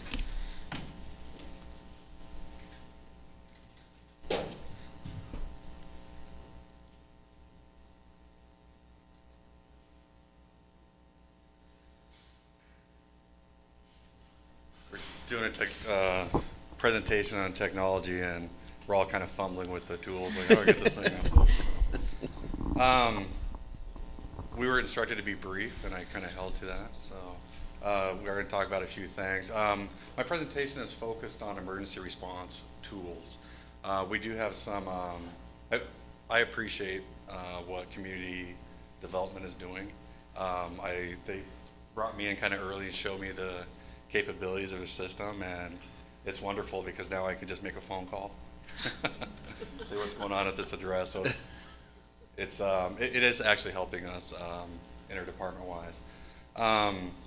We recently purchased iPads through a technology grant through Department of Homeland Security. We're evaluating what apps to put up on them. Again, and this is one app that would be a resource for our engine company captains. They pull up, there's a chemical release. You can bring up information quickly that it's going to give you protective distances, give you information about the chemical. It even does mapping. So it tracks your location. You input information about wind direction, speed, the size of the spill, the chemical spill. And I used, what did I use? Oh, I used the anhydrous ammonia leak right at the corner over here. So if that spill was to occur now, we would be just outside of the evacuation area. So you can see how useful that would be for, you know, all the different things that we could run into. This is a vehicle extrication app. As cars are getting safer for occupants, they're getting more challenging for us for extrication. In a extrication situation, we're trying to remove the car from the person. All these airbags that you have that are in the columns and under the dash, they all have wiring, they have canisters. We can't cut through those. There's no industry standard on how to mark the placement of those, so we can bring it up quickly on an app. This also helps us with hybrid vehicles or fully electric vehicles, telling us where we can and cannot cut. We're also changing our incident reporting and also our inspection software so that just with any smart device, iPad, smartphone, any tablet, you can quickly do an inspection, upload photos that will attach to that. So looking at technology though, I'm not a big tech guy, but I got guys that are. So I kind of gave them the iPad and said, start evaluating things, tell me what tools that you think are most beneficial, because you're going to be the ones in the field using them. I just think that we as emergency responders have to be careful not to become over-reliant on technology. We still have to also remember to know how to do it the old way as well. So. Chief, the self-inspection report for businesses, is that available now, or it's a feature to coming attraction? That's a coming attraction. The self-inspection form is available online for printout and fax back. Okay. We have talked to some vendors. There is a great product out there that we're looking at moving towards where you could log on, complete your inspection, complete the entire process online without ever having to print paper. So. Okay, that would be pretty cool. Yes. It'd be nice to have. Any other questions, comments? Chief, thank you. Thank you. Great. Let's see, we have the library, and then last, not least, will be our police department. Hello, Mr. Banks. Hello. I don't have a PowerPoint presentation, but I have some things to share with you that I think are important. Our library system that we've been using now for, it's 10 years this year, that we put in Polaris, that we use for cataloging our books and checking things out. Our library catalog is online. We no longer have to have the old card catalog. No longer the card catalog? No more cards, but. Gosh, I think I'm going to cry. And that's a great plus because I use it when I'm looking up books that I want to use for story time. I do it at home. I can access the card catalog at home, and I look up all the books, and so then when I just have to go to the shelves and find the books. It can tell me if they're present or if they're checked out, so that I don't, if it's checked out, I don't have to worry about it, or if it's lost or missing, it saves me time. In addition to that, when we moved into our new location, we added public computers to the library, and we now have 14 of those. We have 3 more that are on order. Those are used every day. I wish I could tell you how many hours, but I don't know. In addition to the computers, we put in free Wi-Fi for the patrons, and that has been a big plus for the library. Today there must have been, I counted at least 6 people, students, looked like they were IVC students, in there with their portable laptops using the internet and doing their work. So it's getting great use for us. In addition, our website, on our library website, we have many links that are very popular or that can be used. One we call is a subject tutoring link where you can, a person can go on there and link to the website. They can get a one-on-one tutor that can help them in math, science, and social studies. That's good from grade 1 through college, and also there are things that they can, adults can get help with. We have another program that gives you practice tests. If you're studying for to become a fireman, policeman, a nurse, whatever it is, there's practice tests that you can take that will help you in all different fields and give you a length of time to practice and do those exams. Another link that we have is research, where we have over 180 magazines that students who are doing research can have access to, both abstracts and the full articles that they need for the research, what they're using. Another link is allows the patron to find a college that they're interested in, what college they want to go to, and tell them about it, including online colleges, if you want to do your studying by online rather than go to a school. There's another link that gives you scholarships. If you're looking for scholarships, any type of scholarship that you may be interested in, it gives you the places and the information that you need for the scholarships. Another link is the Penn State University's writing lab that you can use if you want to need help in doing your writing or want to do it in a certain way, write a resume or whatnot. It has everything there to help you to do that. And of course, that link that has been most popular is our ebooks that we have put on there. Mm-hmm. We are averaging probably about 40 books a month being checked out in the ebooks, so that's really been a great help. One other thing that we do have in the library, it's not yet technology, but our microfilm of the Imperial Valley Press, we're going to get that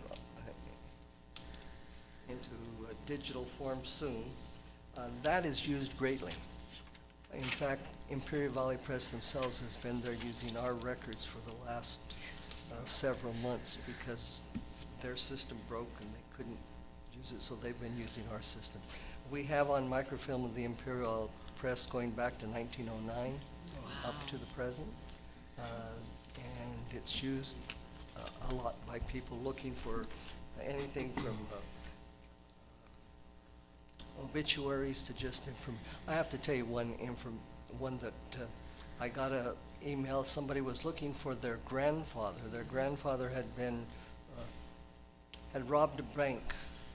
The person had been caught in El Centro, and so they wanted to know the article. And so I went back and found the article, and it was quite interesting. It was back in about 1915, I think.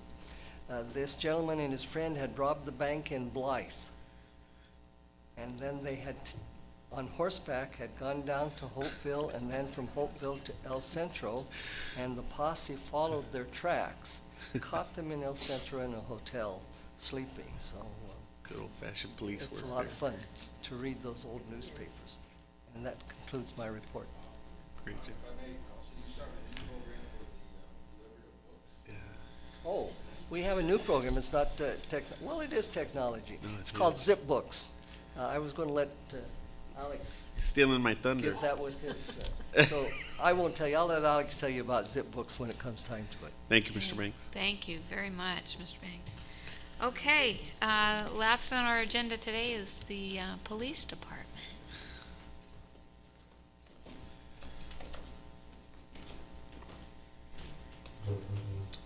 First of all, good evening, and thank you for your time, ladies and gentlemen, Madam Mayor. While my partner sets this up, the technologies we're going to be able to show you here today are thanks in part to state and federal grants that we've gotten, and a large portion to the work that our officers have been able to do in the field through asset forfeiture.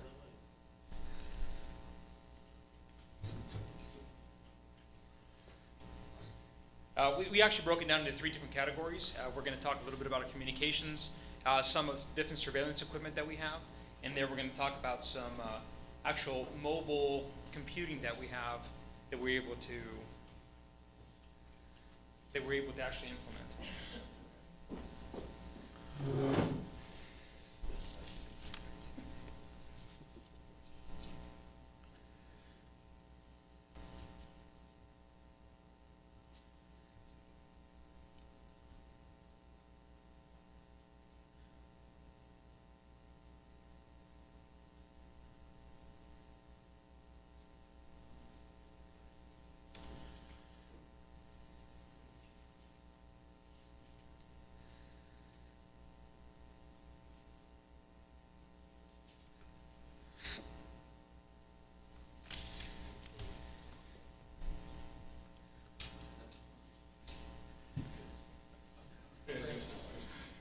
Again, we're going to start off with our communications.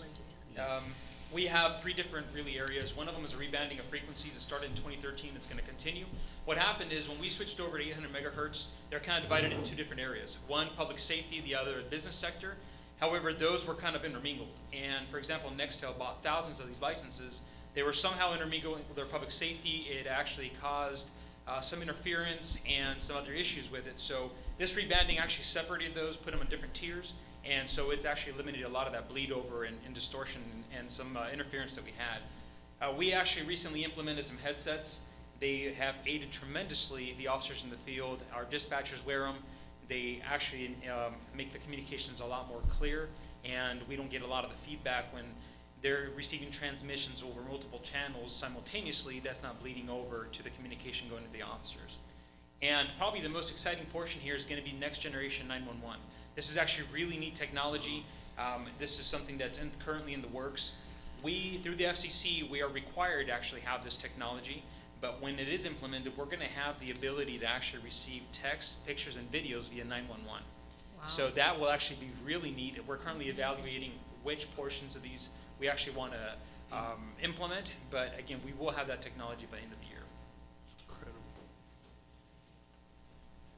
This is 3 examples of what we've done as far as patrol officers in the field.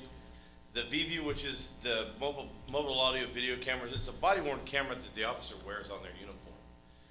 It's actually in the process of revolutionizing the law enforcement industry. It's collecting evidence, data, and information, and it's an extra set of eyes out in the field. The officers wear them on their body. If you can see it, where it says VView on it, it's literally a small window that pulls down and it exposes the camera. By pulling that window down, it turns the camera on.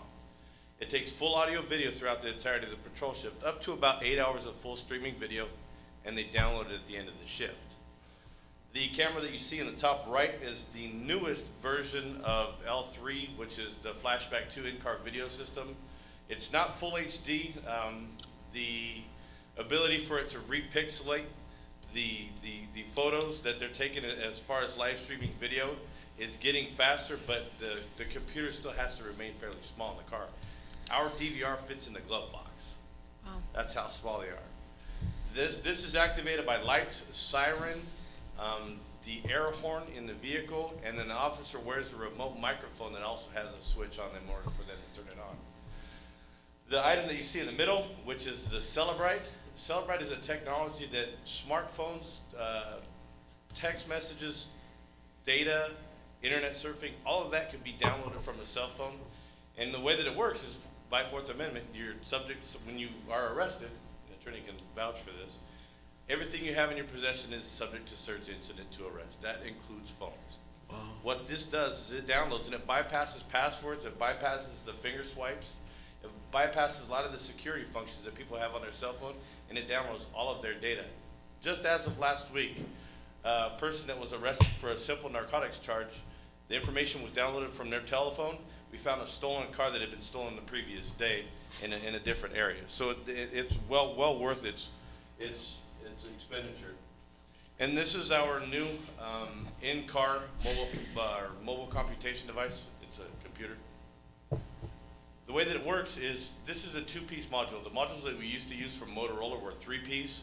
When the industry calls something ruggedized, ruggedized it rises to the level of almost being cop-proof, but they don't take into consideration our heat. Ew. So what happens is the Motorola computers, it was three plastic membranes that the touchscreen devices were disabled within 2 years, and they were supposed to last us 5 to 7. This is hurricane glass. This is military spec. So it's a cheaper device. It essentially has the same functions as a normal computer out in the field. We run our Spillman devices. The officers essentially can see calls as they're coming into the dispatch center. As the dispatch center types the call in, it may not even be a completed call. The officers can see that almost live in the cars. And it's not something that we've had available to us up until the last 5 to 10 years. L3 is the vendor? L3 is the vendor. L3 is actually an enormous company.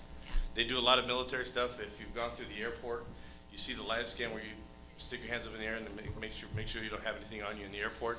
L3 is the company that does this. The law enforcement branch of L3 is one of their smallest branches, but it's a multi-billion-dollar company. What they do with their law enforcement market is they steal from their military, their military wings, and then they implement some of the best devices that we could put out in the field. And all of these devices are purchased through a lease. In 5 years, when this technology is obsolete, we give it back to L3 and then beg for new stuff. I beg your pardon? Excuse me? Yeah, that's what I was saying. Excuse me, what did I'm sorry, and it's on a lease purchase, or just a lease. And so in 5 years, when this is no longer valid and outdated, you return it and you get a new lease, or they just send you a new product? We would go out on the market. The way that the market's going right now, I estimate within 3 to 5 years that they get completely away from the in-car computer and go to actual tablets. Okay. The tablets are pretty much revolutionizing the in-car computation industry right now. It's not, the technology is not where it should be as far as upload speeds, but when it gets to that point, it's going to replace this. So when our release is up, ideally, with the new technologies that's coming out, we should be able to put something new, improved, and better than what we have right now. You mentioned Madam Mayor, if I can continue this line. Yes, please. You mentioned something about the heat. You anticipate that the new technology coming forward will endure the harsh summers we have here, especially inside the vehicle.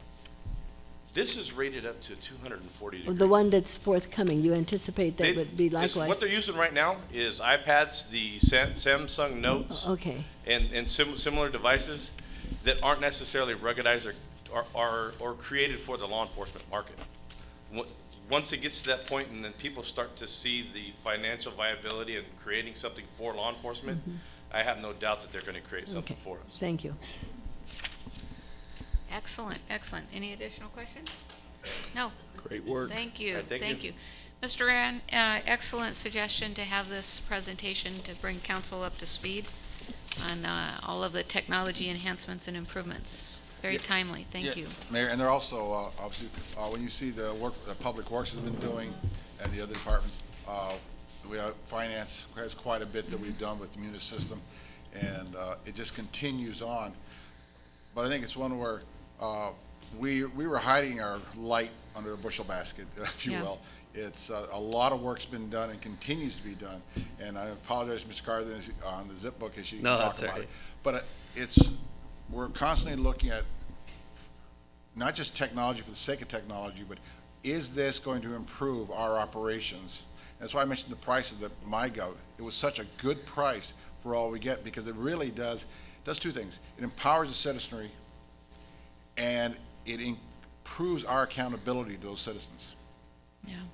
Part of the presentation, as we continue with the other departments, I'd like a staffing report on who do we have dedicated as our IT department, IT staff, to make sure that we're keeping all of this and rolling. We'll have, when the Human Resources does theirs, Human Resources IT, they can respond to all that. Okay. And Madam Mayor, if I may make a suggestion as well, is that we monitor also the fiscal impact that this has in terms of the implementation of technology, because it's huge.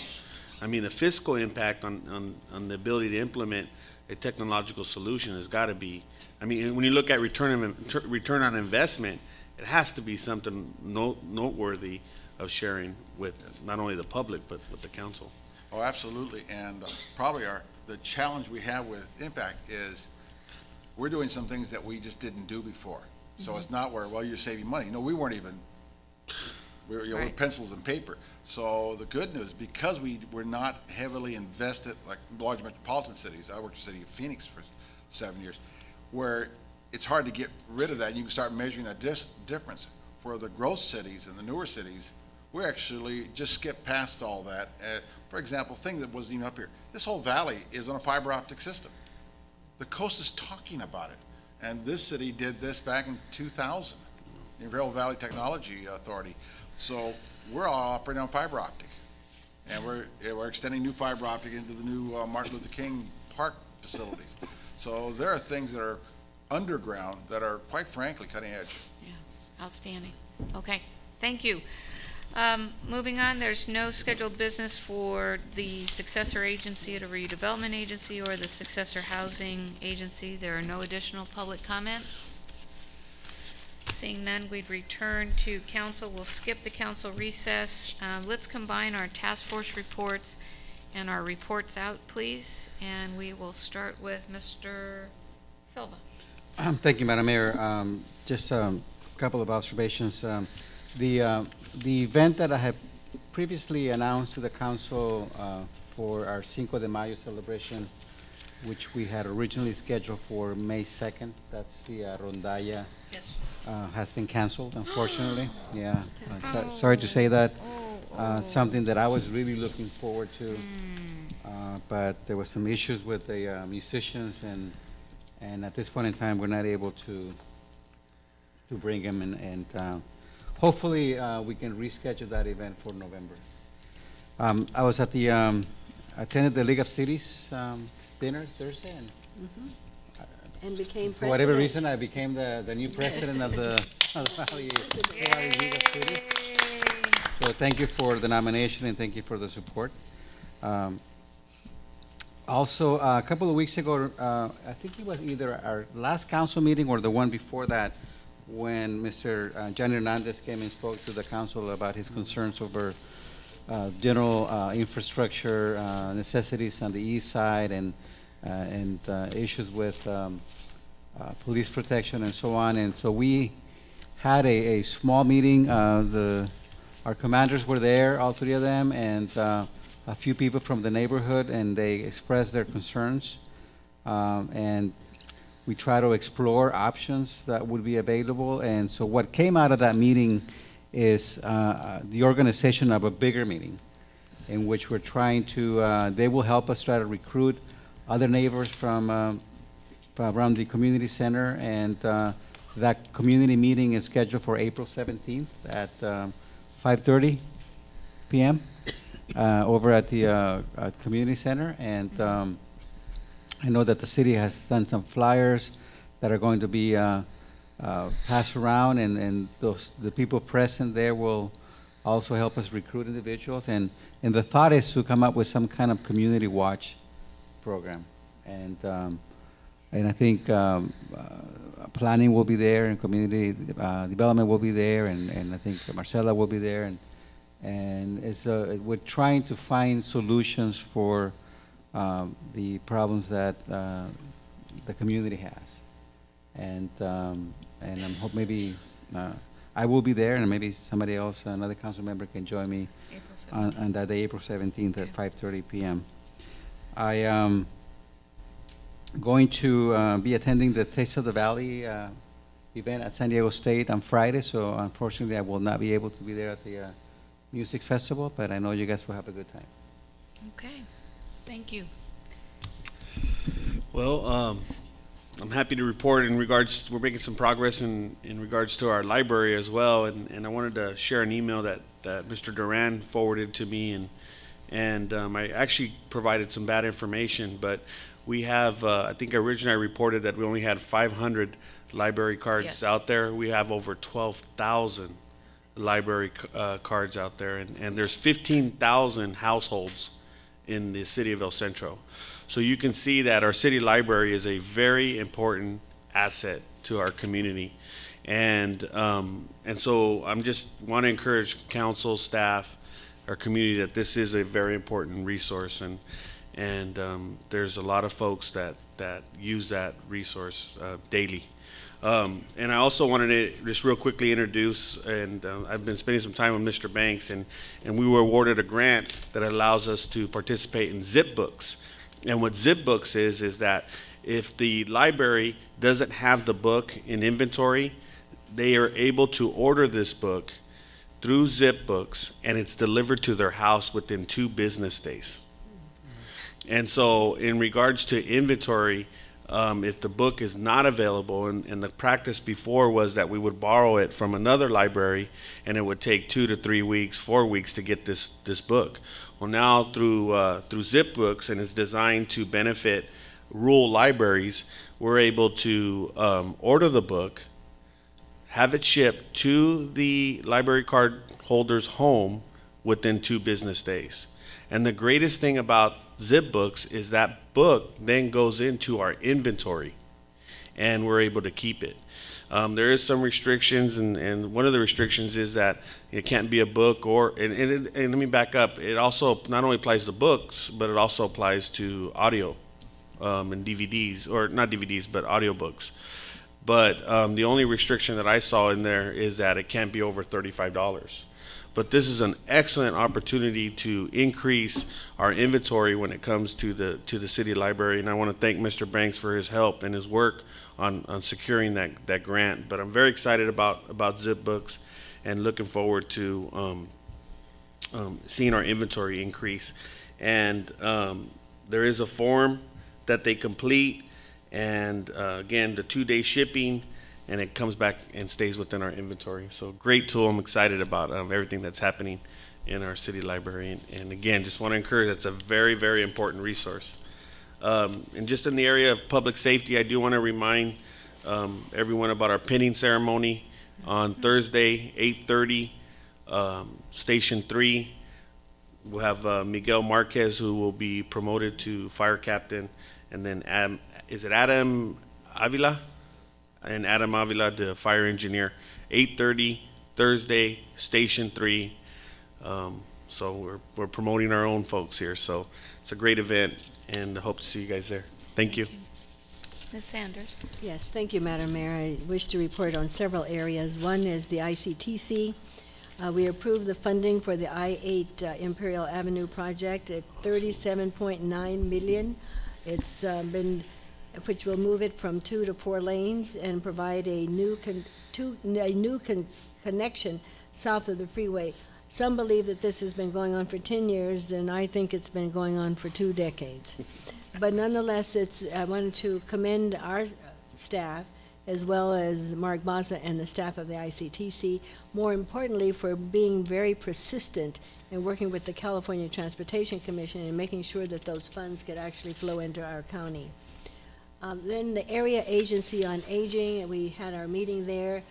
It was good to report that Heber celebrated their 1st-year anniversary of the Congregate Mill site there, and so that's a very good thing. Also, we recognize that many of our population in the county is getting older, and as a result of that, they're having some difficulty.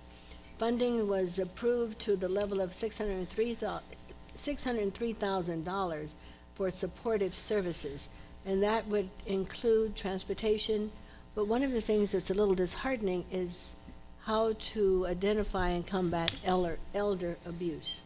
And that does not necessarily mean physical, it could be financial. Some of these individuals have family members that may be taking care of them, or they hire individuals that take care of them, and those individuals take advantage of them and do this. So it's good to know that those funds are available and they can combat that area. And on your behalf, Madam Mayor, I attended Central Union High School's district meeting as they were looking for some type of criteria to assist them in selecting the new superintendent as a result of Dr. Buddy's retirement. One of the things that I thought was important to note, the district has 45,000 students. And if we multiply that or add, if each student has a parent or a grandparent, aunt, uncle, then that represents approximately 12,000 individuals. And with the 12,000 individuals, that's about 1/4 of the city's population, or in our school district in some way. So we touch their lives. One of the things I did mention was that this city has always had a positive relationship with the district, and we've often done very good things in form as partnerships. So I think that they were happy to know that our Central was there and represented, and at least registered some input as the type of, or the profile, and not the profile, the characteristics and traits of a superintendent that might be someone that we would embrace as they come into our community. With that, I say thank you. Excellent, excellent. Thank you. I was honored to present at the Border Patrol Women's History Month celebration. Had a nice little opportunity to go out to the new facility off of Aden Road. One of those things where I thought I was told to be there at 10:30, and they call me at like 3 minutes to 10, and they're like, "You're coming, right?" And I'm like, "Yeah, okay, So I got there, just a little bit late. We did have a Community Enhancement Task Force meeting, covered a number of topics last Wednesday. The minutes of the meeting will be available to the full council, so we spent a lot of time talking about downtown and some of the issues that we're having at the town square, downtown Main Street in terms of street sweeping and trash cans, vandalism, increased street patrols down there. We received an update on the AT&T cell tower, as well as library and police facility updates, landscaping of our entryways, as well as updates on pending code enforcement cases. 4th Street and I-8, I mean, the alfalfa, the straw, it's just a real problem. It's making a mess of our new beautiful improvement there, and I'm wondering, is there anything that we can do, particularly on the west side, to keep that clean? Ms. Feaster, do you want to talk about the status of the cleaning contract? I think it's about ready to go. Or if you want to include it in the next update that maybe Okay. Grace sends out to all of us, or we're getting ready to have the contract go forward and start the cleaning. That's okay. where it's imminent. Madam Mayor, if I may, I will talk to Caltrans when they come to the ICTC Please. meeting, because those trucks should have a cover over those things that'll fly off like that. Yeah, So we'll it's- talk to them, and maybe that would help put those covers on, and that would help eliminate some of Yes. the debris that's flying off of those trucks. Right. Excellent. On the 27th, we attended, city manager and myself attended the Regional Animal Shelter Task Force meeting, and all of those updates were sent out to you via email. Also had the opportunity to attend the league dinner, which was really great. Congratulations. The Tour de Manure fundraiser for Special Olympics. Pat Urena did an awesome job, as always, getting everybody together, and I don't know what the final grand total was in terms of, that was 122 riders. It's great, great, great event.